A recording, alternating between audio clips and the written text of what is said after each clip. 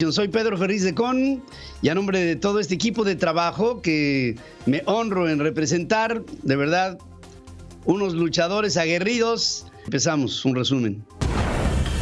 Estás escuchando a Pedro Ferriz de Con. Central FM. Equilibrio. Resumen informativo.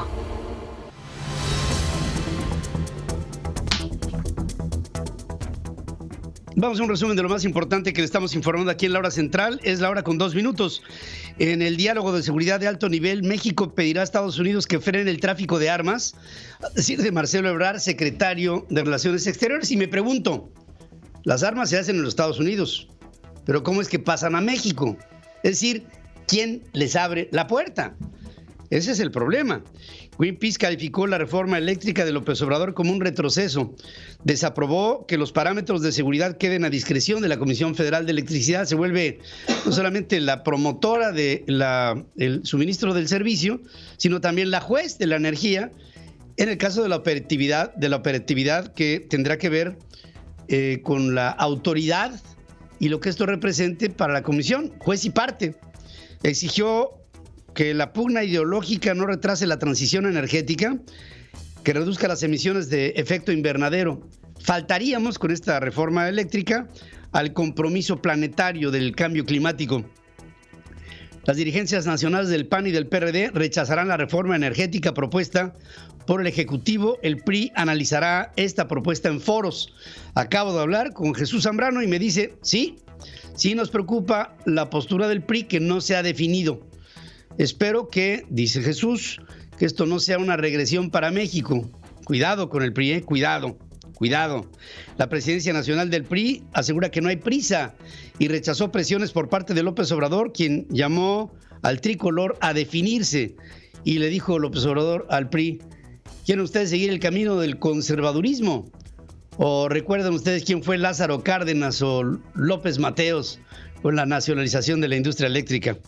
Tras recibir la reforma eléctrica, Morena en la Cámara de Diputados dio plazo para discutirla y aprobarla hasta el mes de diciembre. De aprobarse la reforma eléctrica de López Obrador, se verán comprometidos alrededor de 44,000 millones de dólares en inversiones, dice el Consejo Coordinador Empresarial. Las 17 empresas de la Asociación Mexicana de Electricidad rechazaron la reforma eléctrica porque implican la cancelación injustificada de contratos, así como la violación flagrante del Estado de Derecho. Aunque es un estado deudor, Tabasco exigirá a la Comisión Federal de Electricidad un servicio sin apagones y cobros excesivos, anticipó el nuevo gobernador de ese estado, el señor Carlos Merino. Implicado en el escándalo de los Pandora Papers, Armando Guadiana, senador por Morena, ayer compareció ante el público y una conferencia en donde dice que el fideicomiso que intentó colocar fue tributado en México y que no registró operaciones porque no era servidor público en aquel tiempo. Los legionarios de Cristo se deslindaron del Pandora Papers, aclarando que 2 de los 3 fideicomisos que fueron vinculados como parte de su presunta propiedad son de un sacerdote de los legionarios y de su familia. El valor de las exportaciones de México a Estados Unidos aumentó 7.8% anual en agosto, su menor tasa de crecimiento en el último semestre. Facebook informó que un error de mantenimiento rutinario en la red de la compañía que une a sus centros de datos provocó el colapso de su sistema global. 6 de los 11 ministros de la Suprema Corte de Justicia consideraron inconstitucional la reforma para la compra de medicamentos en el extranjero, pero no se anuló por falta de votos. Y con ello, hoy hay una estrategia nueva para comprar medicinas que las compra por asignación directa, pero que el resultado es que no hay medicinas. Y ahí se destrozó el sistema de compras tratando de construir otro que no se ha podido construir. Por incremento de contagios por COVID entre el personal, la Secretaría de Salud Federal suspende trámites y procedimientos en oficinas, incluidas las de su titular, el secretario de Salud, Jorge Alcocer. Padres de familia dicen que el regreso de sus hijos a las aulas en la Ciudad de México no fue voluntario, obedeció a que las escuelas no ofrecen opciones para las clases virtuales. Y con esto, la Fiscalía General de la República capturó y encarceló a José Antonio Orozco Martínez, ex jefe de la Unidad de Políticas, Planeación y Enlace de la Sedesol. Un juez federal suspende por tiempo indefinido la orden de aprehensión en contra de Carlos Cabal Peniche por el presunto fraude cometido por más de 600 millones de pesos para comprar Grupo Radiópolis. ¿Quién compró Grupo Radiópolis? ¿Grupo Coral de Miguel Alemán o el grupo de Carlos Cabal Peniche? Ya no entiendo nada.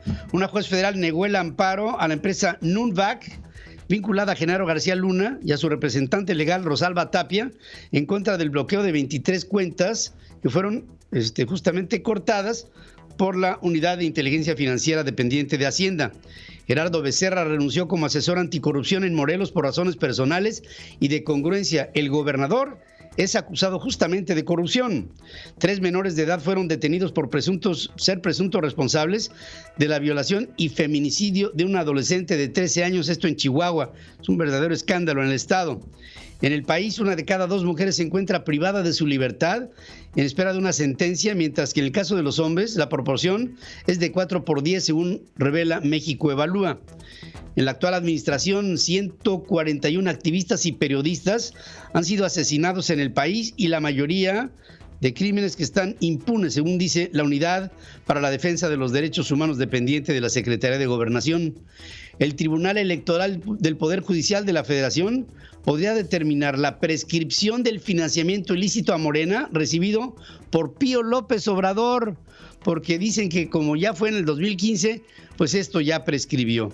David Monreal, gobernador de Zacatecas, nombró a Julia Arcelia Holguín, subsecretaria de Concertación Política y Atención Ciudadana de la Secretaría General de Gobierno, que estuvo inhabilitada del 2005 al 2015 por abuso de autoridad y peculado. Relaciones Exteriores inició la emisión de pasaportes electrónicos que contienen un chip con datos biométricos de los usuarios. La Organización Mundial de la Salud examina datos de la vacuna rusa Sputnik 5 para que sea aprobada para uso de emergencia en contra del COVID. Johnson & Johnson envió datos a la Food and Drug Administration de Estados Unidos para que autorice el uso de emergencia de un refuerzo de su vacuna contra el COVID a personas de 18 años y más. La Guardia Costera norteamericana actuó 12 horas tarde, en el derrame petrolero frente a las costas sur de California, que se supone es el peor ecocidio en la última década en el mundo de la industria petrolera. Frances Haugen, científica de datos que trabajó para Facebook, denunció ante el Congreso de los Estados Unidos que la red social es dañina para niños y adolescentes, debilita la democracia y alienta la polarización, pero dice Facebook sabe cómo hacerlo, pero ha prestigiado primero a las ganancias que a la salud social.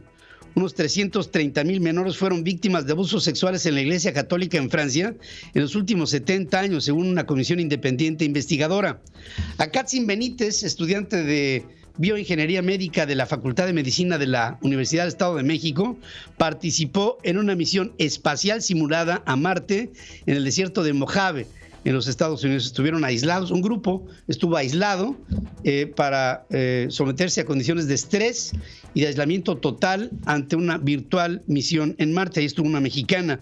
El cohete espacial Soyuz MS-19 con una actriz, un director de cine y bueno, un técnico que sí supo engarzar, están en la Estación Espacial Internacional a 600 kilómetros de altura de la Tierra para filmar El Desafío, la primer película que se rueda fuera de la Tierra en la historia del hombre.